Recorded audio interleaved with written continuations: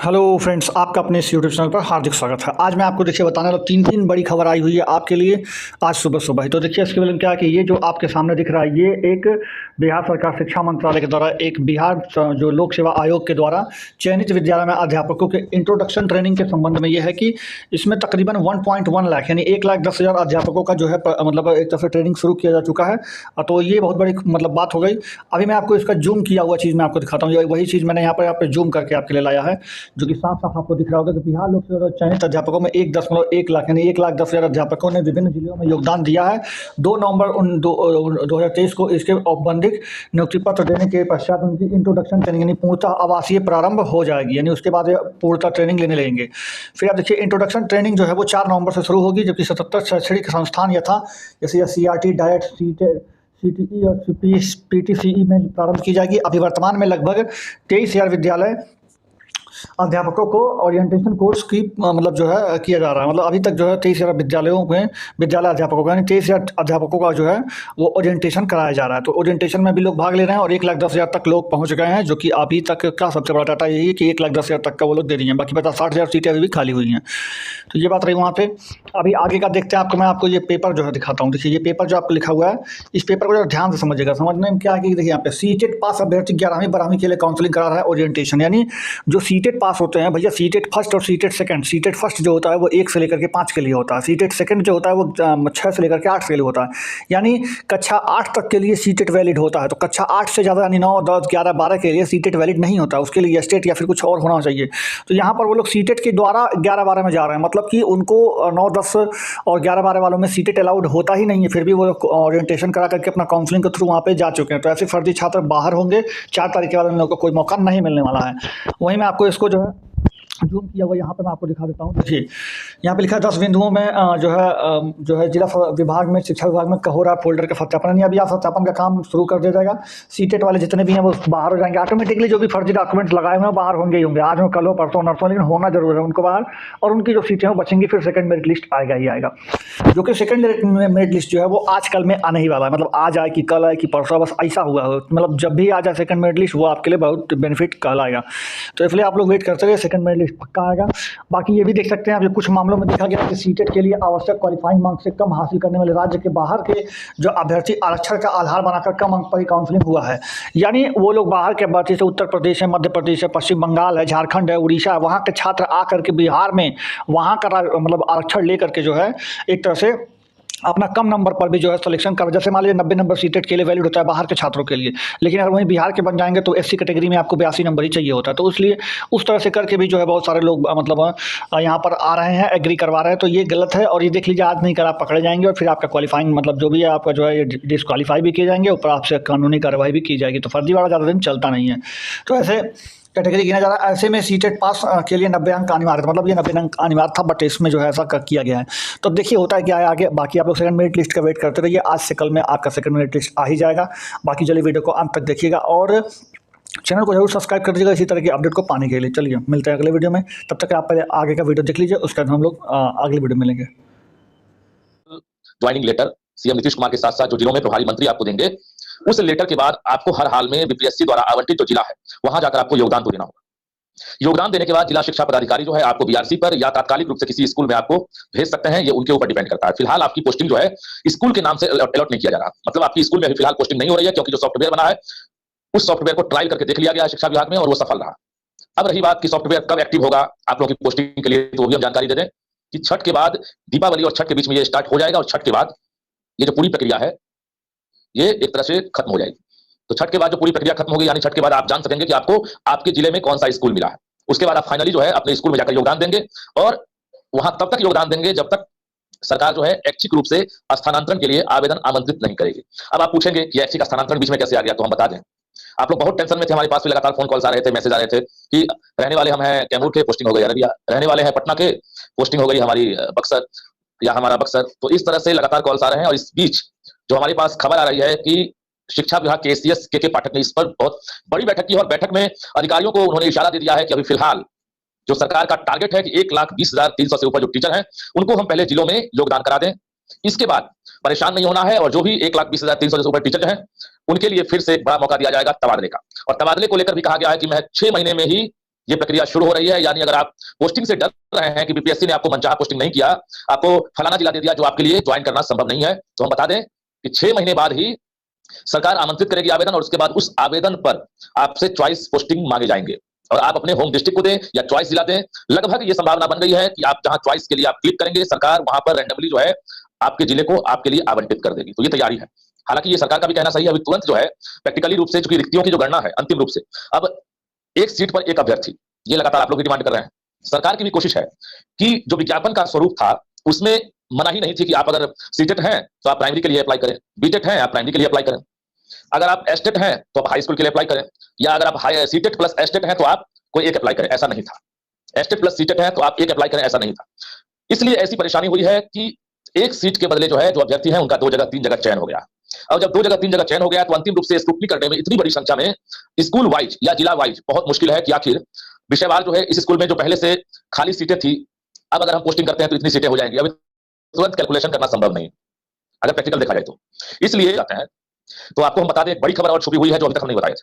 किसी भी सरकारी नौकरी में ये रूल है, जो अभी छठे चरण में जो बहाल हुए हैं, भली भांति वो समझते हैं कि उनको वेतन लेने में, या जो हेडमास्टर भी बने थे बीपीएससी के जरिए, उनको पता है कि वेतन लेने में कितनी परेशानी हो रही है। नई नौकरी के बाद अगर आप ये समझ रहे हैं कि आप एस्टेट क्वालिफाई नहीं थे, आप सीटेट पास नहीं थे, आप जो मापदंड है कि एस्टेट पहले करें एस्टेट बाद में करें, क्वालिफिकेशन आपका जो भी है आप पहले पूरा करें, इसको आप फॉलो नहीं किए तो आप भूल रहे हैं कि आपकी बहाली ज्वाइनिंग के बाद भी रद्द हो जाएगी।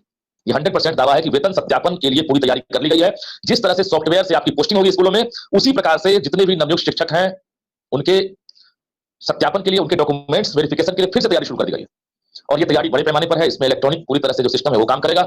यानी अगर आप अभी तक अधिकारियों को या खुद को झांसा दे रहे हैं कि हम नौकरी कर लेंगे, तो याद रखिएगा कि अगले 15 दिन बाद ये प्रक्रिया शुरू हो रही है। और जब तक ये एनओसी आपको नहीं मिल जाता है कि यू आर राइट और यू आर रॉन्ग, तब तक आपको वेतन नहीं मिलेगा और बीच में भी आपकी नौकरी जा सकती है। अगर ऐसी शिकायतें मिलती है तो आप बाहर हो जाएंगे। लेकिन बाकी जो अभ्यर्थी आश्वस्त हैं कि वो सही है, उन्होंने कोई चीटिंग नहीं की है, तो निश्चित रहिए 1 महीना लगे 1.5 महीना लगे, आपको वेतन मिलेगा। जो मानक तय किए गए हैं, जो सैलरी स्ट्रक्चर है वो आपको दिया जाएगा। हमने 2 प्रमुख बिंदु पर आपसे जुड़े हैं और आपको बता दें कि ये प्रमुख बिंदु एक ही पहला है कि ऐच्छिक स्थानांतरण का प्रस्ताव सरकार ने एक तरह से स्वीकार कर लिया है कि अब 6 महीने के भीतर जो नियुक्त टीचर हैं उनको ऐच्छिक स्थानांतरण का लाभ दिया जाएगा। दूसरा प्रस्ताव जो है एक तरह से समझिए, जो अभ्यर्थी अभी एक तरह से डिस्क्वालीफाई हुए हैं, लगातार सरकार को पत्राचार कर रहे हैं, आयोग को भेज रहे हैं कि कई ऐसे फर्जी अभ्यर्थी प्रवेश कर गए हैं, तो आप बता दें कि अंतिम रूप से वेरिफिकेशन फिर से होगा। औपबंधिक नियुक्ति पत्र देने का मतलब ही साफ है कि आप फाइनल रूप से आप अभी टीचर नहीं बने हैं। इसके बाद भी आपको जो है अभी और परीक्षा से गुजरनी होगी। तो कुल मिलाकर ये कहें कि बिहार के 1,20,300 से ऊपर जो शिक्षक हैं, जो अब शिक्षक बनने वाले हैं, वो अब तैयार रहें। गांधी मैदान में 2 नवंबर को सीएम नीतीश कुमार 3 बजे पहुंचेंगे और वहां से एक तरह से एक सीएम का भाषण भी सुनने को मिलेगा। साथ में 25,000 अभ्यर्थी जो हैं अलग अलग जिलों से, खासकर जो दूर दराज के जो 3 प्रमंडल हैं उन जिलों को छोड़कर, उन प्रमंडल के जिलों को छोड़कर बाकी जो जिले हैं खासकर वहां के जो बच्चे हैं या अभ्यर्थी हैं जो यहाँ आएंगे, उनके पेरेंट्स आएंगे, तो वो एक तरह से समझिए कि उनके लिए एक गौरव का पल होगा, क्योंकि सरकारी नौकरी मिलने में कितनी परेशानी हो रही थी, क्या जतन करना पड़ा आप लोगों को, ये आप लोग भली-भांति समझ सकते हैं।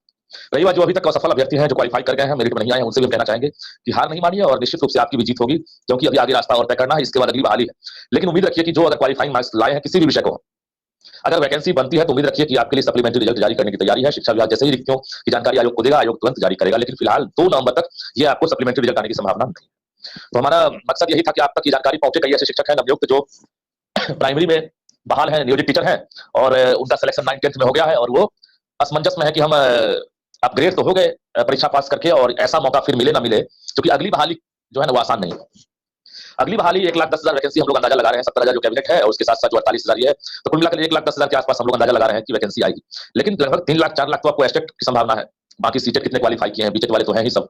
तो अगली बहाली बहुत आसान नहीं है, आपको कड़ी मेहनत करनी होगी, तैयारी करनी होगी, कॉम्पिटिशन और बढ़ने वाला है। जो नंबर ऑफ स्टूडेंट्स हैं, जो अपियरिंग कैंडिडेट हैं, उनकी संख्या लगभग 6.5 लाख पिछली बहाली में थी, तो आप अंदाजा लगा लीजिए कि कम से कम 15% और इजाफा हो सकता है।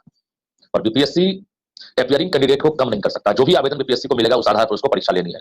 यानी परीक्षा की पूरी तैयारी शुरू कर दी गई है। चाहे वो एग्जामिनेशन सेंटर की बात करेंगे, सूची मंगवा ली गई है, तो एक तरह से इंटरनल जो तैयारी है वो शुरू हो चुकी है। भले विज्ञापन अभी जारी नहीं हुआ, लेकिन बीपीएससी तैयार है। जो टेंटेटिव एग्जामिनेशन का डेट है वो भी आपके सामने है। अब रही बात की एग्जामिनेशन देने की नौबत आपको आएगी या नहीं, ये डिपेंड्स करता है। हम उन अभ्यर्थियों के लिए बोल रहे हैं जो इस बार बीपीएससी में डिस्क्वालीफाई, एक तरह से अपने आप को समझ रहे हैं कि हम डिस्क्वालीफाई हो गए। क्वालिफाइंग मार्क्स लाने के बाद भी हम मेरिट में नहीं, मतलब हमारा रिजल्ट नहीं आया। तो वैसे अभ्यर्थियों को वो नौबत ना आए जो क्वालिफाइंग मार्क्स लाए हैं, उन्हें थोड़ा सा वेट करना पड़ेगा। नवंबर के पहले सप्ताह तक देख लीजिए, हो सकता है 1-2 दिन डेट आगे पीछे हो सकता है, लेकिन सप्लीमेंट्री रिजल्ट आएगा। अभी तक जो हमारे पास सूचना है, सप्लीमेंट्री रिजल्ट जारी करने की पूरी संभावना है। तो रिक्तियों के एवज में ये एक तरह से वैकेंसी भरी जाएगी। और ये मत समझिएगा कि 1,70,461 पद जो है उसके लिए बीपीएससी दोबारा सप्लीमेंट्री रिजल्ट जारी करेगा, ऐसा नहीं है।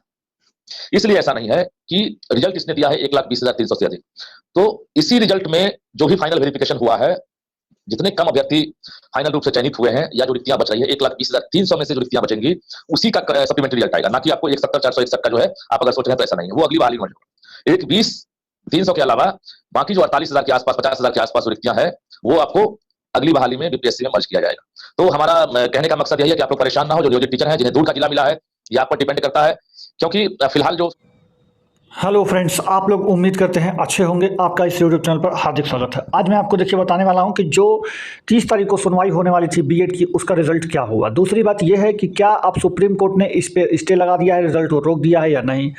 तीसरी बात यह है क्या मतलब मेरिट लिस्ट आएगी या नहीं आएगी, और नियुक्ति पत्र जो 2 तारीख को बांटा जा रहा है किसको बांटा जाएगा, सारा जानकारी आपको हम इस वीडियो में देने वाले हैं। तो आप लोग चैनल को सब्सक्राइब करके बेल आइकन दबा दीजिएगा। देखिए आपके जो स्क्रीन पर दिख रहा है ये जो है इसको आप समझिएगा, बीएड अभ्यर्थियों की सुप्रीम कोर्ट में आज सोमवार 30 अक्टूबर को सुनवाई की गई। मामले में रिजल्ट पर स्टे लगाने वाली याचिका को सुप्रीम कोर्ट ने मंजूर कर लिया है। अब इसकी सुनवाई चीफ जस्टिस वाली बेंच करेगी। फिलहाल सुनवाई की तारीख आगे बढ़ाकर 3 नवंबर कर दी गई है। यानी जो स्टे लगाने वाली जो बात थी उसको मंजूर कर लिया गया है, उस याचिका को मंजूर कर लिया गया कि हाँ हम इस पर स्टे लगाने के लिए तैयार हैं, मगर आप उसका ठोस कारण वजह आप बताएंगे।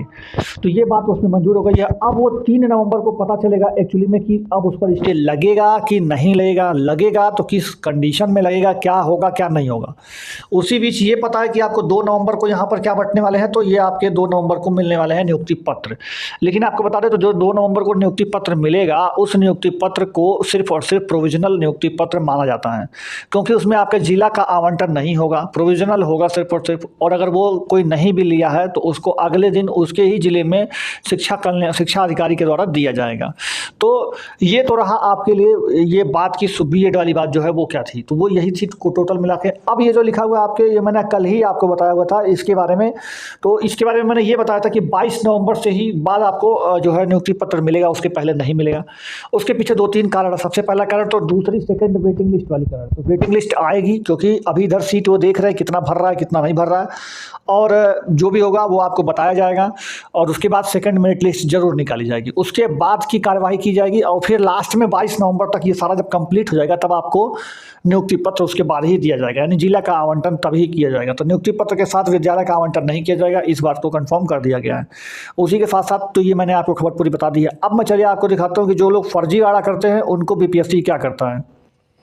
तो देखिए फ्रेंड्स, मैं बीपीएससी की ऑफिशियल साइट बना चुका हूँ। इस पर अगर आप देखेंगे तो कल के रात में ही यहाँ पर एक नोटिस डाला गया है स्कूल टीचर से संबंधित। इसमें 20 लोगों की लिस्ट बनाई गई है। मैं आपको पीडीएफ अभी खुल रहा है, अभी आपको दिखेगा। ये रहा पीडीएफ खुल गया आपको। तो यहाँ पर देख सकते हैं बिहार लोक सेवा आयोग जो है इसके तहत में यहाँ पर 24 तारीख से लेकर 25 तारीख और 26 तारीख को आयोजित प्रतियोगिता में शामिल 20 उम्मीदवार आगामी परीक्षा के लिए रिस्ट्रिक्टेड कर दिया गया, मतलब उनको निलंबित कर दिया गया, एक तरह से उनको बैन कर दिया गया, रिस्ट्रिक्ट कर दिया गया कि अब वो आने वाली कोई भी प्रतियोगिता में परीक्षा में भाग नहीं ले पाएंगे।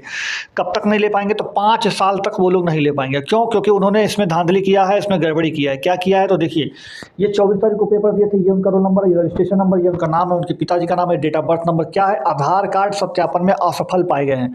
यानी ये कोई और है, पेपर कोई और दिया है, वहाँ पे बायोमेट्रिक किसी और की लगी है, ये बायोमेट्रिक अपना नहीं करा पाए। तो इसलिए जो है ये इनको उसी तरह से करके अलग अलग कारणों की वजह से 20 लोग टोटल ऐसे हैं जो कि फर्जीवाड़ा के अंतर्गत रखते हुए 5 साल के लिए उनको बीपीएससी ने बैन कर दिया और उन पर कानूनी कार्रवाई भी कर रहा है। तो इसलिए आप लोग फर्जीवाड़ा में ना फंसे, ये बात मेरी सजेशन है। बाकी आगे का वीडियो आप लोग देख लीजिए, पूरा जानकारी मैं उसमें दिया हूँ। उसके बाद चलिए मैं आपको आगे का वीडियो बताता हूँ।